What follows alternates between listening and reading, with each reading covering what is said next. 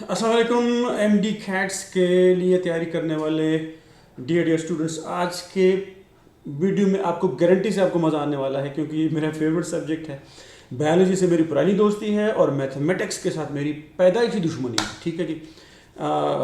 मुझे अच्छा नहीं लगता था फार्मूले याद करना, इक्वेशन इस तरह करके। चले आज अपने फेवरेट सब्जेक्ट को पढ़ते हैं और चलते हैं अपने पहले स्लाइड की तरफ। आज आपका बायोलॉजी पार्ट 2 है और आपके एमडी कैट के सिलेबस को देखते हुए मुझे लग रहा है कि मुझे 4-5 वीडियो इस तरह की बायोलॉजी के ऊपर करने पड़ेंगे, क्योंकि मेरा फेवरेट सब्जेक्ट है। और दूसरी बात यह है कि जो जो इंपॉर्टेंट है 6-7 हमने आपको टॉपिक बताए, उनको तो कवर करना पड़ेगा, जारी बात है। पहला स्लाइड हमारे पास आ रहा है माइक्रोबायोलॉजी का। माइक्रोबायोलॉजी में आपके जो इंपॉर्टेंट है एमडी कैट के हवाले से, वो 3 इंपॉर्टेंट है। एक वायरस है, एक बैक्टीरिया है और एक फंजाई है। कुछ लोग इसको फंगी भी कहते हैं। अच्छा, नेक्स्ट आपको पता होना चाहिए कि डिस्कस वायरल डिजीजेस, वायरस के नतीजे में पैदा होने वाले बीमारियां इन ह्यूमंस, इंसानों के अंदर, विद साइंस सिम्टम्स। इन दो चीज़ों को आपने पता करना है, आपने डिफ्रेंशिएट करना है। साइंस अलग होते हैं, सिम्टम्स अलग होते हैं। सिम्टम्स वो हैं जो नज़र आते हैं, आप डॉक्टर को बताते हैं। ठीक है, आपको कुछ होता है, आपकी जल्द काली पीली लाल हो जाती है, आंखों में कुछ हो जाता है, आप कुछ ऐसी चीज़ें जो आप डॉक्टर। और साइंस वो हैं जो डॉक्टर आपका खुद पता करता है कि भाई आपका टेम्परेचर, आपका ब्लड प्रेशर, आपका फिर वो टेस्ट वगैरह करवाता है साइंस को कंफर्म करने के लिए। तो वायरस के लिए वो कौन सी चीज़ें हैं, ये आपने गौर से पढ़ना है। कोई डॉक्टर आपका कोई जानने वाला हो, उसके साथ दुआ सलाम हो, तो वो अच्छी बात है। अच्छा, उसके बाद आपने क्योर, वायरल बीमारियों का इलाज कैसे करना है, इसको रोकथाम कैसे करना है। मिसाल के तौर पर एक आपके पास बीमारी है हेपेटाइटिस की, जिसको हम काला यरकान कहते हैं, मेज़ल मेरे ख्याल में उसको कहते हैं खसरा, और मम्प्स हमारे पश्तो में तो उसको बुगटी कहते हैं। पता नहीं आप उसको क्या कहते हैं, उसको जो आपका ये गला, बच्चों का गला ये इस तरह फूल जाता है इस तरह करके। पोलियो की बीमारी जिसके लिए आजकल कतरे पिलाए जाते हैं, और हर्पेज, ये भी एक वायरस की बीमारी है। नेक्स्ट हमारे पास है explain the mechanism of action of retrovirus. Retrovirus की एक्शन का तरीक़ेकार क्या है, मतलब रेट्रोवायरस किस तरह मूव करता है एक जगह से दूसरी जगह पे, बीमारी कैसे फैलाता है। और जो सबसे मोस्ट इंपॉर्टेंट है वो है एड्स। एड्स की बीमारी आपने 100 दफ़ा आपने पढ़ी होगी, और आपने शायद अगर सिलेबस में तो लाजमी पढ़ी होगी। इसके बारे में आपको मैकेनिज्म का पता होना चाहिए कि एड्स है क्या।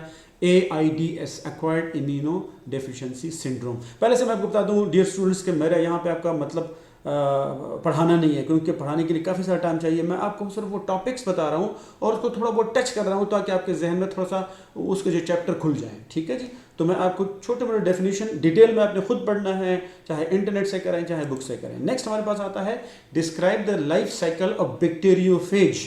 बैक्टीरियोफेज असल में एक वायरस है जो कि बैक्टीरिया के ऊपर पलता है। अब बैक्टीरिया को तबाह करना, बैक्टीरिया से अपनी ग़िज़ा हासिल करने के लिए बैक्टीरियोफेज वायरस के पास 2 तरीके हैं, एक लिटिक साइकिल है और लाइजोजेनिक साइकिल है। डिटेल में बताऊंगा, टाइम बहुत ज़्यादा लग जाएगा। लिटिक साइकिल आपको इंटरनेट पर कुछ यूँ नज़र आएगा, और लाइजोजेनिक साइकिल आपको कुछ यूँ नज़र आएगा। डिटेल से उसको पढ़ेंगे किस तरह वायरस एक बैक्टीरिया के ऊपर अटैक करते हैं, अंदर से बैक्टीरिया को तबाह बर्बाद करने के निकलते हैं, फिर दूसरे बैक्टीरिया के ऊपर अटैक करते हैं। तो इसके 2 तरीके हैं, एक आपके पास ये लिटिक साइकिल है और दूसरा आपके पास ये लाइजोजेनिक साइकिल है। नेक्स्ट आपके पास है explain the structure and types of bacteria. 3 किस्म के, कॉक्सी जो कि बॉल की शक्ल में राउंड होते हैं, बेसिली जो कि लंबूतरे होते हैं, और स्पाइरल, और इसको स्पाइरिला भी कहते हैं, जो इसको स्प्रिंग की शक्ल में होते हैं। उसके अलावा आपको डिटेल से पढ़ना है 2 चीज़ों के बारे में, जो बैक्टीरिया 2 बड़ी बड़ी किस्में, ग्राम पॉजिटिव बैक्टीरिया और gram negative bacteria. Totally different bacteria हैं, इनकी बीमारियां, इनके साइन एंड सिम्टम, इनका रहन सहन काफ़ी। उसके अलावा न्यूट्रिशनल बैक्टीरिया, बैक्टीरिया जाहिर बात है वो जिंदा है, तो उनको वो खुराक कैसे हासिल करते हैं। और reproduction in bacteria, bacteria multiply कैसे होते हैं, 2 से 4, 4 से 8, 8 से 16 बढ़ते किस तरह हैं। कई सारे बैक्टीरिया की बीमारियां फैलाने का सबब ये भी है कि वो बहुत ज़्यादा तेज़ी से रिप्रोड्यूस होते हैं। तो वो कैसे रिप्रोड्यूस होते हैं आपने इसको पढ़ना है। नेक्स्ट हमारे पास है discuss the control of bacteria by physical and chemical method. Bacteria आपको बीमार करना है, बैक्टीरिया के ऊपर काबू पाना है, रोकथाम करना है, तो इसके लिए फिजिकल तरीके कौन से हैं, केमिकल तरीके कौन से हैं। उसके बाद हम आते हैं फंजाई की तरफ। इसको कुछ लोग फंगी भी कहते हैं। तो डिफाइंड फंजाई या फंगी होते क्या है, describe the life cycle of fungi और फंगस, और उसमें भी खास किस्म की स्पीशीज जिसको हम कहते हैं राइजोपस। तो राइजोपस का लाइफ साइकिल क्या है, ये किस तरह शुरू होता है, बड़ा किस तरह होता है, फिर इससे बच्चे किस तरह बनते हैं। Discuss useful and harmful fungi to mankind, इंसान के लिए कुछ जो फंजाई होते हैं कुछ मुफीद होते हैं, कुछ नुकसानदेह होते हैं, दोनों आपने पढ़ना है एमडी कैट के लिए। Describe structure and reproduction in fungi, structure ये तो इसके लिए तो आप एक दो चार डायग्राम देखेंगे आप इंटरनेट पे तो आपको समझ में आ जाएगा कि इसका स्ट्रक्चर क्या है, इसमें हाइफी, उसमें वो सेक्स, स्पोर सेक्स वगैरह किस तरह वो बिखरते हैं। और इसके अगर आप 2-3-4 मिनट का अगर आप एनिमेशन वीडियो देख ले तो वो क्या बात है, आपको व्यू आपको समझ में आ जाएगा। नेक्स्ट आपके पास है रिप्रोडक्शन इन फंजाई, बच्चे किस तरह और फंजाई किस तरह बनते हैं, ये अभी आपने इसको पढ़ना है। नेक्स्ट आपके पास है किंगडम एनिमेलिया, पौधों से माइक्रो ऑर्गेनिज्म से हम आ रहे हैं अभी जानवरों की तरफ। तो जानवरों का जो किंगडम वो है एनिमेलिया। बेसिक टर्मिनोलॉजी आपको पता होना चाहिए कि जो 4 मुख्तलिफ 8, 10, 15, 20 मुख्तसर कुछ डेफिनेशन है, आपको टर्म्स आपको पता होना चाहिए फिंगर टिप्स पे, क्योंकि अगर आप एमडी कैट में जाएंगे वो पता ना हो तो आपका टाइम ज़ाया होगा। मेडिकल इंपॉर्टेंट फाइला कौन कौन से हैं, एक को फाइलम कहते हैं, ज़्यादा को कहते हैं फाइला। तो और नीचे कुछ ऑर्गेनिजम्स हैं, उसमें सेलुमेट्स हैं, उसके पास एकोल में एसिलोमेट हैं, उसके बाद स्यूडोसेलुमेट है, रेडिएटा है और बैलेटेरिया है। तो ये आप नाम से ना घबराएं, डेफिनेशन अक्सर ये आपकी बुक के एंड पे भी लिखे होते हैं, जो ग्लॉसरी आपकी होती है, और नेट से तो आपको डेफिनेटली मिल जाएंगे। नेक्स्ट आपके पास है describe the medical importance of following phyla, कुछ फाइलम्स हैं, कुछ ऑर्गेनिजम्स हैं, ये जानवर या ये ऑर्गेनिज्म इस फाइलम में क्यों रखे गए ये आपको लाजमी पता होना चाहिए। और इसके बाद ये जानवर, मिसाल के तौर पर सबसे पहले हमारे पास है प्लेटीहेलमिन्थस, जिसमें आपके कौन से ऑर्गेनिज्म है, टीनिया सोलियम। उसके बाद है फेशियोला हेपेटिका। एस्केलमेंथस में क्या है आपके पास, एस्कैरिस लम्ब्रिकॉइड्स, नाम से ना घबराएं, ये वही लंबा सफ़ेद सा वो कीड़ा होता है जो कि बच्चों के पेट में पाया जाता है। ये किस तरह ग्रो होता है, इसके न्यूट्रिशन वगैरह। उसके बाद हमारे पास है एंटेरोबियस वर्मिकुलरिस, ये भी इसका आपको स्ट्रक्चर और उसका पता चाहिए। उसके बाद है एंकाइलोस्टोमा ड्यूडिनेल, ये इसके लिए मुख्तसर छोटे अगर वीडियो देख लें ना। और दूसरी बात है कि आप मेडिकल में जा रहे हैं तो आपको मेडिकल टर्म से घबराना नहीं चाहिए, ये तो छोटे मोटे थोड़े हैं, मेडिकल में आपको ज़्यादा पढ़ने हैं। इसके बाद नेक्स्ट हमारे पास है एनेलिडा, जिसमें आपके पास आता है हेरोडीना मेडिसिनालिस।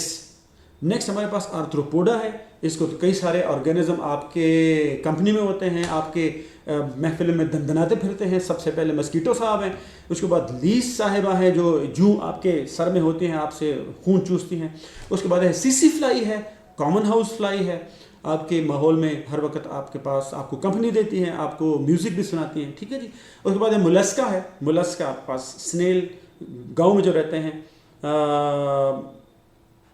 उसका एक होल सा छोटा सा होता है और खेतों में एक छोटी छोटी फिरते रहते हैं, इंतहाई स्लो इनकी मूवमेंट होती है। अच्छा नेक्स्ट हम जाएंगे तो हमारा नेक्स्ट वीडियो ये हमारा नेक्स्ट वीडियो होगा और वो इस वीडियो से भी ज़्यादा इंटरेस्टिंग होगा इंशाल्लाह, क्योंकि ये चीज़ें मैं आपको आंखें बंद करके आपको पढ़ाऊँगा, लेकिन डिटेल में नहीं।